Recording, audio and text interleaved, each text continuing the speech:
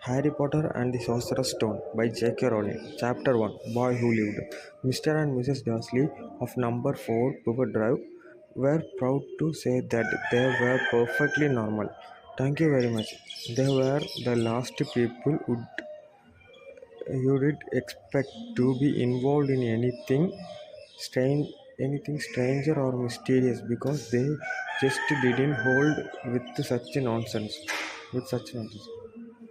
Mr. Dashley was a director of a firm called Gurning, which made drills. He was a big, beefy man with hardly any neck. Although he did have a very large mustache, Mrs. Dashley was thin and blonde and had nearly twice the usual amount of neck, which came in very usual as she spent so much of time here with curling over the garden frames spying on the neighbor. Leslie had a small son called Duckley. In their opinion, there was no finer boy anywhere. Dursley had everything they wanted, but they also had a secret, and their greatest fear was that somebody would discover it. They didn't think they would bear it if anyone found out about the Potter. Mrs. Potter was Mrs. Dursley's sister, but they didn't meet for several years. In fact, Mrs. Dursley pretended she didn't have a sister because her sister and her good for nothing husband were undisclosed as it was possible to be the Dursleys suddenly to think that neighbor would say if the Potter arrived the street. The Dursleys knew that the Potter had a small son, but they had never seen them again. This boy was another good reason for keeping the Potter away. They didn't want to Dursleys mixed with a child like that. When Mr. and Mrs. Dursley woke up on a dull, grey Tuesday, our story starts. There was nothing about the cloudy skies outside that suggested the strange and mysterious things would be soon happening all over the country. Mrs. Dursley humbly picked out of the most boring tie for work. Mr. Dursley gushed away too happily as she burstly screaming. Dursley into his high chair, Duckleys into his high chair, then none of them noticing a large tie tiny would float past the windows. At half past 8, Mr. picked up his briefcase, picked Mrs. Dursley on his cheek. He tied a kiss deeply by goodbye but missed. Duckley's goodbye missed because Dursley was now having a turn of throwing his several at the walls. Little tight children Mrs. Dashley has left the house. He going into his car and backed out of the number four drive. It was on the corner of the street that he noticed the first sign of something peculiar. A cat reading a map for a second. Dursley did not realize what what he had seen. Then he jerked his head around to look again. There was a tabby cat standing on the corner River Drive, but there wasn't a map in the street. Uh, what could have been thinking of? It must have been tricked of the light. Mrs. Dashley blinked, started the cat. It started back. As Mrs. Dashley droned around the corner of the road, he watched the cat in this mirror.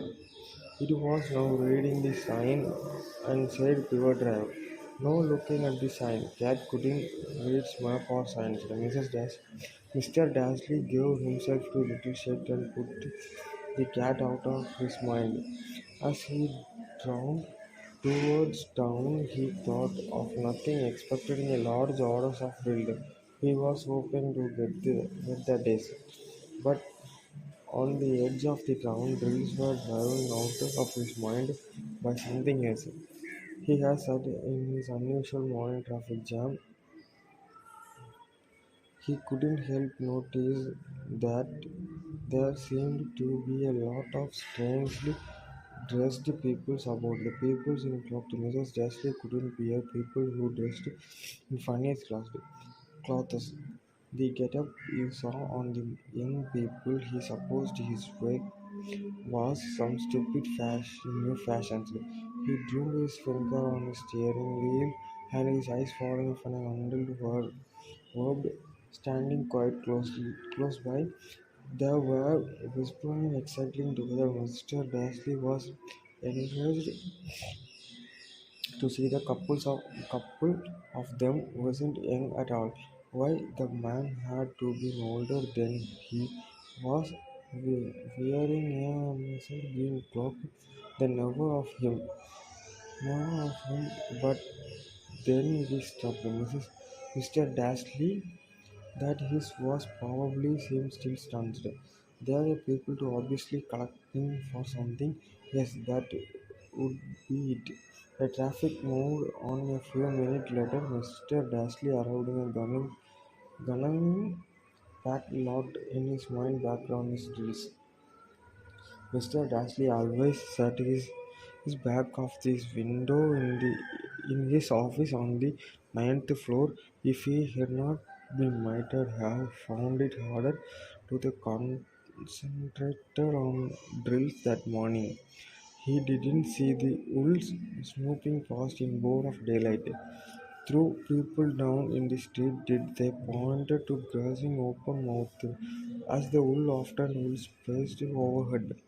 Most of them had never seen an wool even at the night time. Mr. Dashley, however, they had the perfect normal wool's free mornings.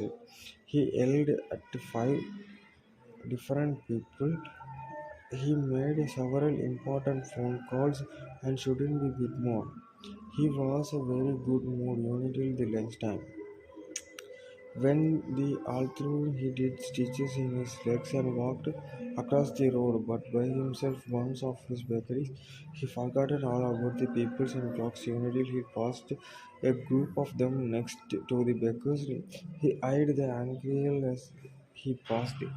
He didn't know why, but they made himself to uneasy. His branched, his whispering exactly at two, and he couldn't see a single collecting thing. It was on the way but past them to clutching a large donut in a bag that he caught in a few words of what they were saying. The porter, that is right. That is what I heard. Yes, there is a son Harry. Mr. Dashley stopped dead. Fear flowed him. He looked back to the whispers as if he wanted to say something to them, but threw better of it. He dashed back across the road, hurried up to his office, snapped to his secretary not to disturb him, searched his telephones, and had almost finished his dialing his home number when he changed his mind. He put the receivers back down and stroked his mustache, thinking, no, he was being stupid. Porters were not such an unusual name. He was sure there were a lot of people called Porter who had a son called Harry. Come to think of it, he was not even sure about a nephew called Harry. He had never such a seen the boy. It might have been Harry and Howard. There was no point of worrying. Mrs. Dashley, she always got so upset at any mentioning of her sister. He didn't blame her. If did had a sister like that, but all the same, those people in clocks. He found it a lot harder and concentrated on his drill that afternoon, and there he left the building at 5 o'clock. He was still so worried that he walked straight into someone just outside the door. Sorry, he grunted. as the tiny old man stumbled and almost fell. It was a few seconds before Mr. Dashley realized that his man was wearing a violet cloak. He didn't see at all upset at being almost knocked on his ground. On a contrary, his face split into a wide smile, and he did a quickly voice that made him a raspberry state. He didn't be sorry.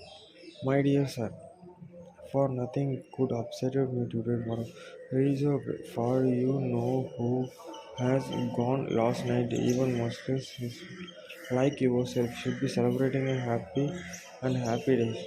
And the old man hugged Mr. Dashley around the middle of his walk off. Mr. Dashley stood rude to spot. He did with being hung by complete strangers. He all through had been called a muggle, whatever that was. He was rattled. He hurried to his car and set off for home, hoping was the imagining things which he had to never stop before because he didn't approve of imagination. As he pulled into the driveways of number 4, the first thing he saw he didn't improve his mood was in a tabby cat. He didn't spot that morning. I was now sitting on his garden well. He was sure it was the same one. It had a same mark making around his eyes. So, said Mr. Dashley loudly. The cat didn't move. It just gave him to the straight look. Was his normal cat behavior? Dashley wondered. Trying to put himself together, he let himself into his car. He was still determining not to mention anything of his wife. Mrs. Dashley had had a nice normal day. He told him over dinner all about Mrs. Dashley. Mrs. Nestor, the problem with her daughter. Now Darkly was learning a new word. Would not Mr. Dashley tried to act normally. When Dudley had been put to bed, he went into a living room in this time, catch up the last report on this evening news, and finally the birds watching everywhere have reported that the nation's wolves have been behaviors very unusual today. Although the wolves normally hunt at night and are hardly even seen in the daylight, there have been hundreds of slayings of these birds singing in the every direction since sunrise. Experts are unable to explain why the wolves have suddenly changed their sleeping patterns. The newscasters among the Union grand, most mysterious and now overall Jim Scuffin with the weather. Go to any more shower of wolves tonight, Jim. Well, Ted, said his weatherman. I do not know about that, but it is not only the wolves that him acting totally today. The viewers are apart as kindly, youngster, Yorkshire and Dundee having a new phoenix in to tell Tell me that instead of the rain I promised yesterday, there were had a downpour of shooting stars. Purpose peoples have been celebrating a bonfire night earlier. It not only till next week, folk, but I can promise wet night tonight. Mr. Ashley was frozen in his armchair, shooting stars all over the Britain. Owls flying by daylight, mysterious people flocked all over the place, and a whisper about the potter. Mrs. Dashley came into a living room carrying a 2 cup of tea. It was not good. How did he say something to her? How did he? How to say something to her? He his thought nervously. Yeah, Petunia dear, you have not heard your sister. Lately you have, as he had expected. Mrs. Dashley looked shocked to angry. After all that normal patronage, she didn't have a sister. No, he had said. Why, funny stuff on the news as Mrs. Dashley hummed. Owls, shooting star, and there were a lot of funny looking people in this town. He snapped Mrs. Dashley. Well, I just thought maybe it was something to do with, her crowd.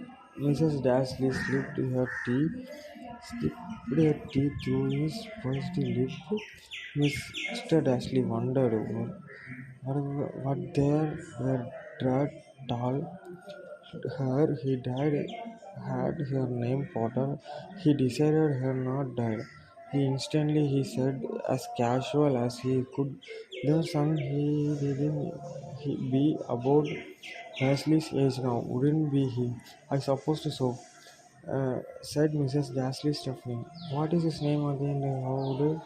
Howard, isn't it? Howard, isn't it? Harry's nasty common name, if you ask me.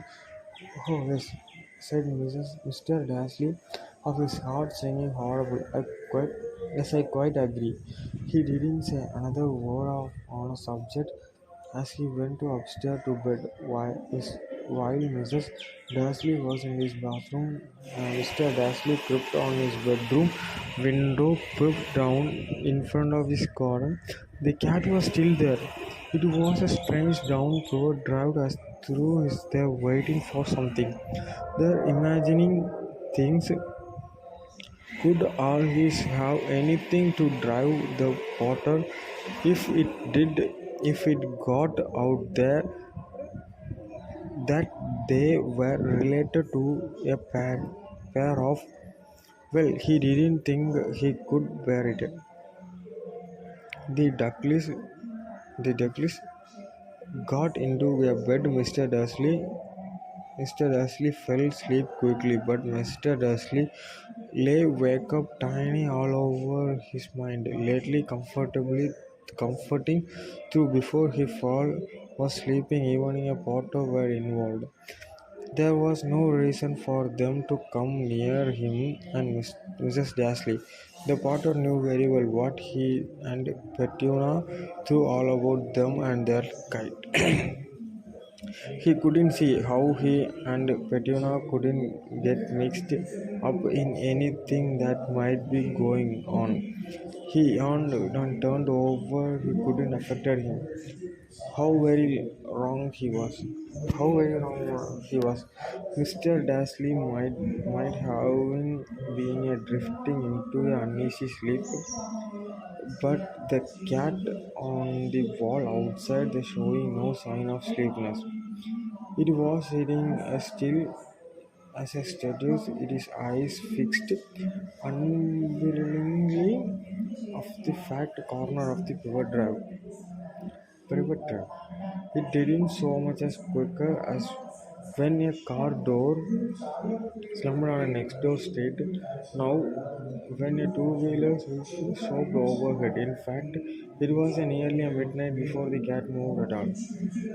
A man appearing on the corner, that cat being watching, appearing so suddenly and silently. You did have through. He didn't just people out of his ground. Cat's tails moist, his eyes narrowed. Nothing like his man had ever been seen in River Drive. He was a tall, thin, and very old, judging by the silver of his hair and beard,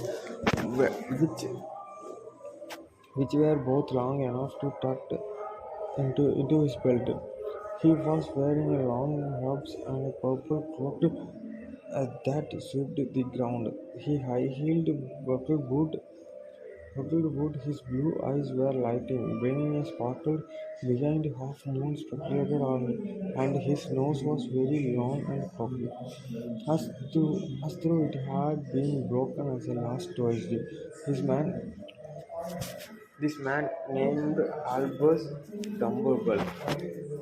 Albus Dumbledore didn't seem relaxed, realized that he had just arrived the street where everything found his name of his boot were unwelcomed. He was busy rummaging in his clock, looking something, but he did seem realized he was being watching because he looked up suddenly at the cat was still staring at him from the other end of the street. For some reason, the sight of his cat seemingly amused him. He chuckled and muttered, I should have known.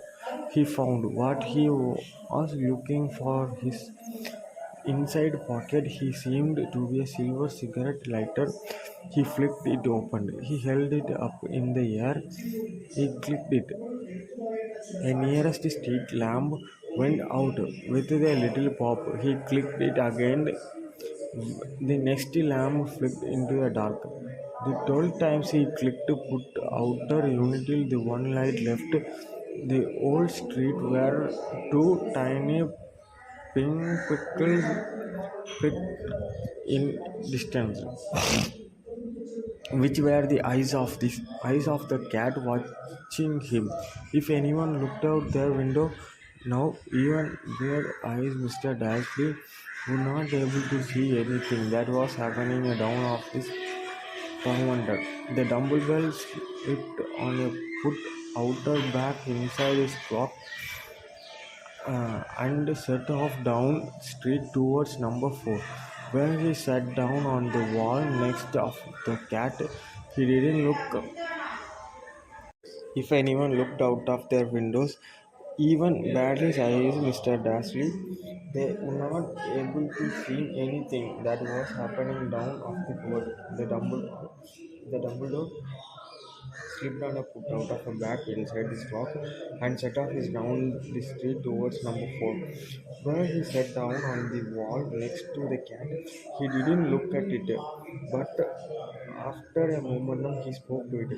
Fancy saying you're the professor McGonagall. McGonagall. He turned to smile at the tabby, but it had gone. Instantly, he was smiling at a rather sour looking woman who were wearing a square glasses exactly the shape of a, making the cat hardly had around its eyes. He took was wearing a cloak and enduring wonder. Her black hair was drawn into a tight bun. He looked distinctly younger. How did you know it was me? He asked. My dear professor, I'd never seen a cat sitting on a stiff. You would be a stiff if you did being sitting on this big wall all the days, said Professor McGonagall. All days when you could have been celebrating, I must have passed a dozen first of my practice on my way here. Mr. Professor McGonagall stopped roundly. Oh yes, everyone celebrating. All right, she said impatiently. You didn't think did they did by a bite more carefully, but no, even a Mugglers have noticed something going on. It was not their news. He jerked her head back at the Dursley's dark living room window. I heard it. The folks old shooting stars. Well, they are not completely stupid. They were born to notice something. Shooting star down to Kent. I will bet that was a Douglas did. He never had much sense. You can't blame them, said Dumbledore gently. We didn't precious little to celebrating a 11 for 11 years. I know that, said Mr. Professor Gunneling irritable. But that is no reason, no losses overhead. People are being a downright careless out on the street in broad daylight, not even dressed. muggle cloth sweeping woman. He throwing a sharp, sideways glance at Dumbledore here, as through show, hoping he was going to tell her something, but he didn't. So she went on, a fine thing it is would be for on the very day, you know, who seems to have disappeared at night. The Mughal found out about us all. I suppose he really has gone, Dumbledore. I certainly seem so, said Dumbledore. We have much to be thankful for. Would you care of a lime drop? What? A lime drop? There are a kind of muggle sweet I rather in a fond of. Not no, thank you, said Professor McGonagall coldly, as though he didn't think his was the momentum for a lime drop. Lime drop. As I say, even if you know who has gone, my dear professor, surely the sensible person like yourself can call himself by his name. His, all you know, who nonsense for 11 years. I have been trying to persuade people to call him by his proper name, Voldemort. Voldemort, the Professor McGonagall flinched, but the Dumbledore, who was unsticky to lime drops, seemed not to notice it at all. Get confused if we keep saying you know who. I had never seen any reason for fighting saying a Voldemort name. I knew you have not, said Professor McGonagall, surrounding half expecting a half dumbbell. But you are different. Everyone knows you are the only one you know who. All right, Voldemort was fighting off. You flattering me, said Dumbledore calmly. Voldemort had power I will never see how. One, only because of you two. Well, noble, noble to use them. It is lucky it is dark. I haven't blushed so much. Nice, madam. Pumblefoot told me shine like she liked me a new earmuff. Professor McGonagall shot a lamb, looked at Dumbledore, and said, "The wolf are nothing to next of a rumoring that are flying around. You know what they are saying about why he is disappeared, about the finally stopped him."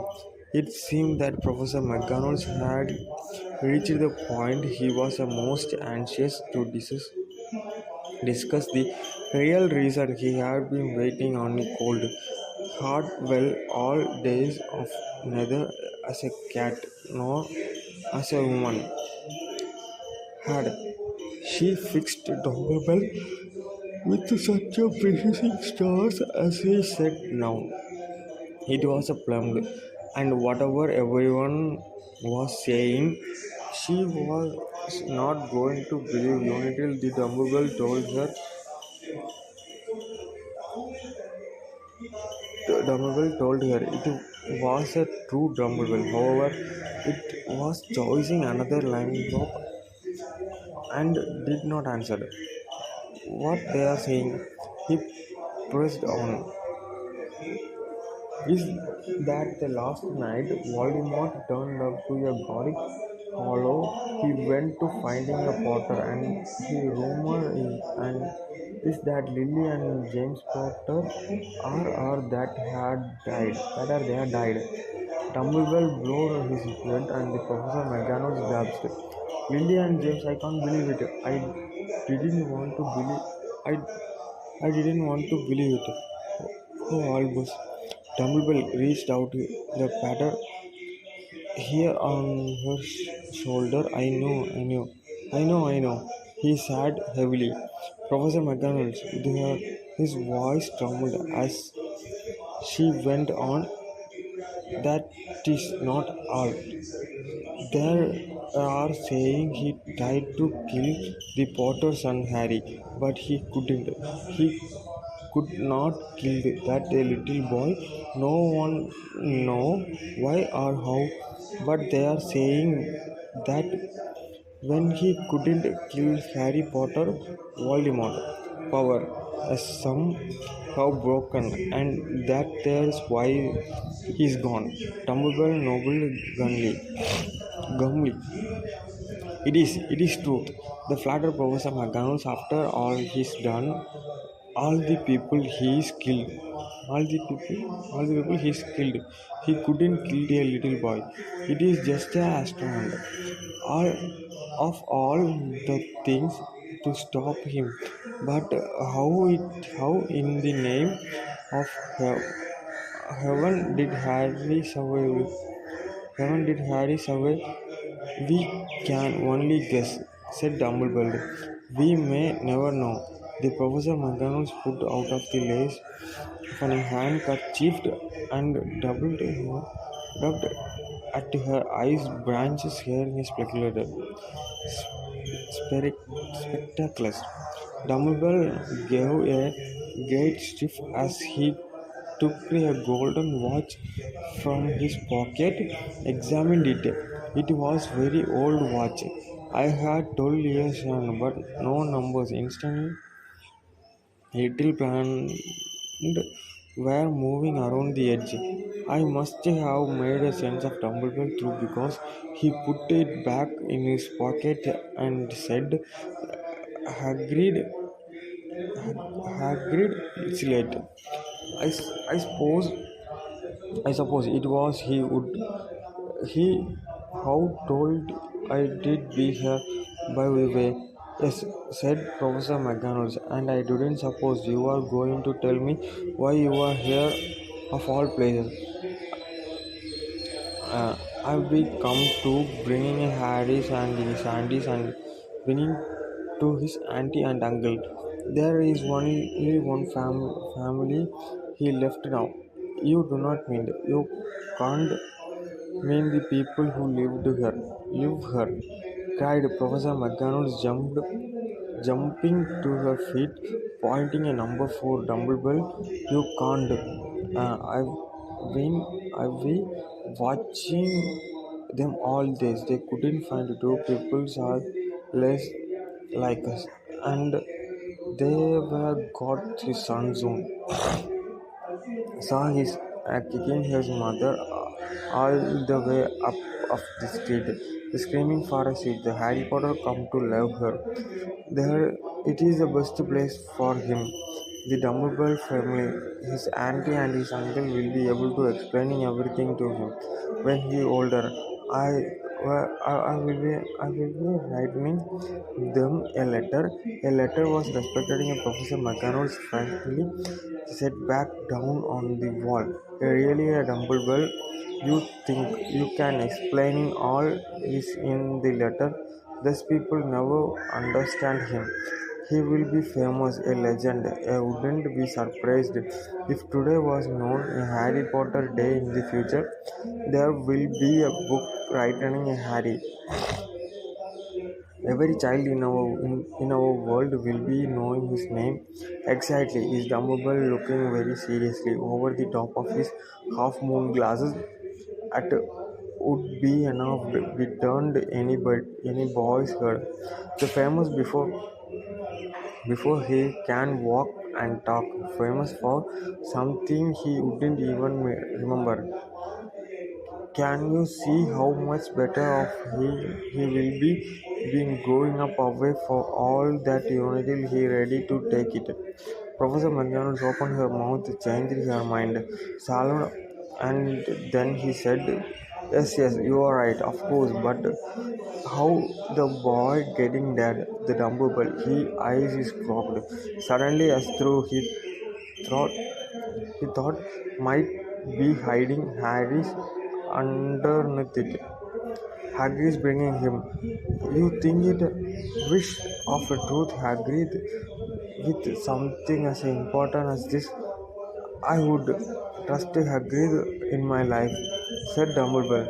I am not saying his heart isn't in a right place, said Professor McGonagall grumblingly.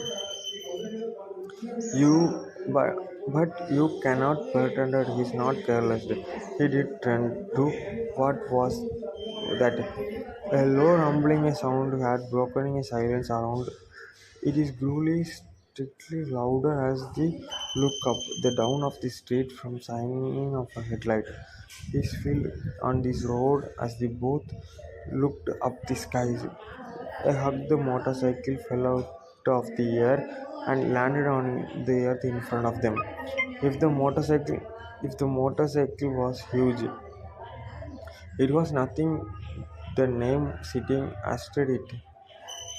He was almost twice as tall as a normal man and 5 times wide. He looked simply too big and allowed and so wide. A long tangled and brushed black hair beard had most of his face. He had face of his size trashed can lid and his feet on his leather boot were like a baby dolphin. Uh, in the most muscular arms, he was holding a bundle of blankets. Hagrid said, Dumbledore, sounding relieved at least. And where did you get the motorcycle? I borrowed Professor Dumbledore's uh, it giant climbingly carefully after the motorcycle he spoke to a young person black lent to me. I ever got him, sir. No problem. Where there? No, sir. The house was almost destroyed, but I got him out all right before the muggles started sitting around him. A fall sleeping, he were flying over Bristol. A Dumbledore and the Professor McDonald's bent forward over the bundle of blanket inside. He just visible was a baby boy fast asleep. Under his stuffed black jacket head over his forehead there could be seriously shaped cut. Like a bolt of lightning is that where whispered Professor McGonagall. Yes, said Dumbledore. He will be having a scare forever. He couldn't do something, but it is Dumbledore. Even if I couldn't scan some in hardly. I have one of the my I had one myself above the left knee that perfectly mapped of this London around underground. Well, give him herself agreed. We did better get his over with. A dumbbell he took in his arms and turned towards a Douglas house. Uh, could I could I say goodbye to him? Asked Harry. The blend his great sharply head over Harry and gave him what must have been a very slightly whisking kiss. Then suddenly Hagrid let out of a howl like a wonder dog. Sha, he's the Professor McDonald's. You will be back to Muggles. Yes, yes, sorry. So bid Hagrid taking a large, sporting a kerchief and burying his face on it. But the ICC can't stand. It is Lily and James' death and a poor little Harry of dead live with the Muggles. Yes, yes, it is all very sad, but get up a grip on yourself, Hagrid, or we will be found. Professor McGonagall whispering a painting of Hagrid gingerly on the arms of a Dumbledore slipped over the lower garden walls and walked in front of the door. He laid Harry gently on the doorstep, took a letter out of his cloak, uh, tucked inside the Harry's blanket, and him came back to the other for the full minute of the three of them scored looking at the little monk. Hagrid shoulders hooked the professor. Mr. Gongrel blinked furiously and the twinkling light It is usually it is usually showing his Dumblebee's eyes seemed to have been gone. Well, said Dumblebell finally, we were no business staying here. We many as well as gone joining the celebration. Yeah, said Hagrid to very muffled voice. He best to get his bike away. Good night, Professor McDonald's and the Dumbbell sir.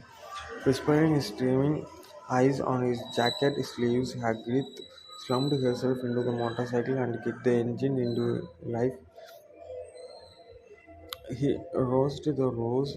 He rose the rose into the air of into the night. I shall I shall see you soon. I expected the Professor McDonald and Dumbledore nodding to her. The Professor McDonald blowed her nose in reply. Dumbledore turned into walk back down the street. On the corner, he stopped to look out of the out silver put outer.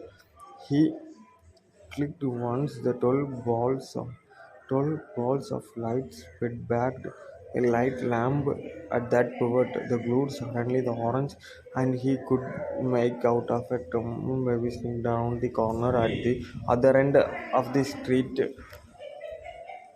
Google turned and walked up the street.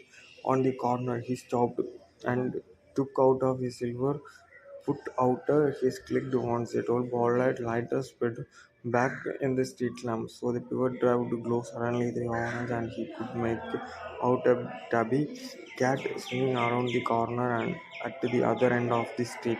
He could just see a bundle of blankets on his stepped number 4. Good luck, Harry, he murmured. He turned on his high heel with a whisk of his club. He was gone. The beefy rugged, the neat hedge of pivot drive, which lay silently tied under an inky sky, the very last place you would expect in astronomy's things to happen. Harry Potter rolled over inside the blanket, hovering, waking up. The one small hand he closed on his letter beside him, he slept on, not knowing as he was special, not knowing he was famous, not knowing he would be woken in a few hours' time by Mrs. Dashley, screaming as she opened the front door to put out the milk bottle. No, he would spend in a few weeks before the pinched by his cousin Dursley. He didn't know that his very momentum, the people met secretly over the country were holding their glasses, they saying a brush to Harry, the boy who lived.